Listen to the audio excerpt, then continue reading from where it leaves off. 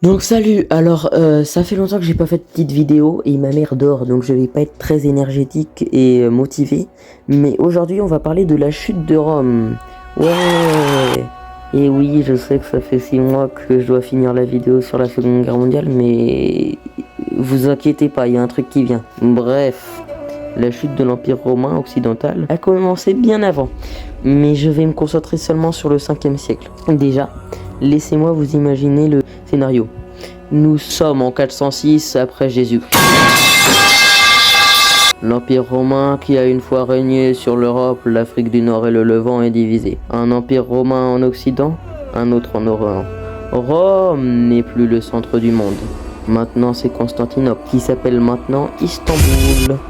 L'Empire romain s'est converti à la chrétienté 100 ans avant et a officiellement interdit les autres religions dans l'édit de Thessaloniki en 380. Jupiter ne régnait plus sur l'Empire romain. Maintenant Jésus régnait sur l'Empire romain. Les Huns terrorisent tout le monde.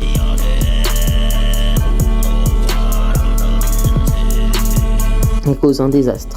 Les tribus germaniques, fuyant les Huns, traverse le Rhin, la rivière du Rhin. C'est le début d'une crise qui changera l'histoire du monde entier. Dans ces tribus, il y a tout. Il y a des Vandales, des Alans, des Suébis et des Bourguignons. Oui, les Bourguignons qui habitent en Bourgogne. Avant, ils habitaient en Allemagne. Pendant ce temps-là, les Visigoths, sous le roi Alaric, ont mis Rome à feu et à sang, et c'est pas la première fois d'ailleurs. Et la réaction en chaîne commence. Elle a commencé bien avant, mais c'est pour faire l'effet cinéma. Entre 429 et 435, les Vandales attaquent l'Afrique du Nord sous le roi Ghézéric, ce qui coupe l'approvisionnement en céréales à Rome. Entre 440 et 454, les Huns menacent Rome. Rome, effrayé des Huns, parce que qui n'était pas effrayé des Huns à l'époque, paye les Huns. Et les Huns, en tant que bons samaritains qui feraient jamais rien de mal, ils attaquent Rome quand même. En 455, les Vandales, oui les mêmes que tout à l'heure, pillent Rome. Mais bon, au moins, le pape il allait les voir et ça s'est passé un peu comme ça.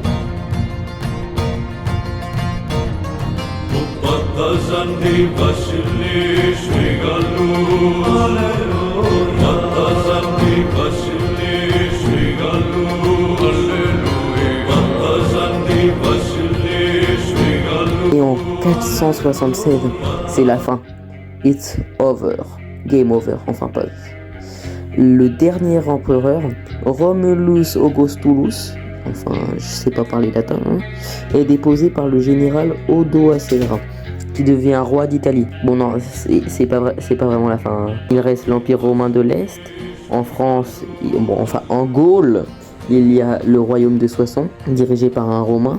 En Croatie, il y a le royaume d'Illyrie, dirigé par un ancien empereur romain. Et en parlant du royaume de Soissons, il est dirigé par Syagrius. Et Syagrius se fera battre et son royaume se fera détruire par...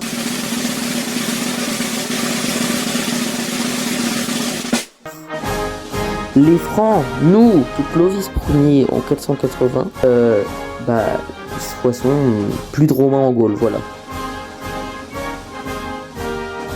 Et puis aussi, le Sénat, oui, le Sénat qui était super important et tout, il reste toujours à Rome. Bon, honorairement, ils ont presque aucun pouvoir toujours, mais au moins, c'est l'intention qui compte. Ah oui, aussi, petite parenthèse, j'en ai marre d'entendre les Italiens dire « Gna gna gna, on est les héritiers de Rome ». Non, non, vous ne l'êtes pas.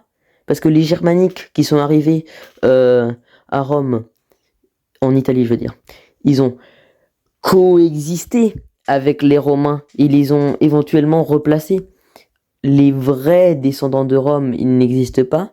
Et limite, les vrais, si on parlait d'héritiers de Rome, on pourrait dire les Grecs. Mais encore, les Grecs, c'était les Grecs, toujours, toute l'histoire. Voilà. Et oui, c'était court, c'était un peu nul, parce que je suis fatigué et ça fait longtemps que je n'en ai pas fait. Donc, si vous voulez me proposer des choses à faire, vous me le dites. Hein. Bon bah, peace.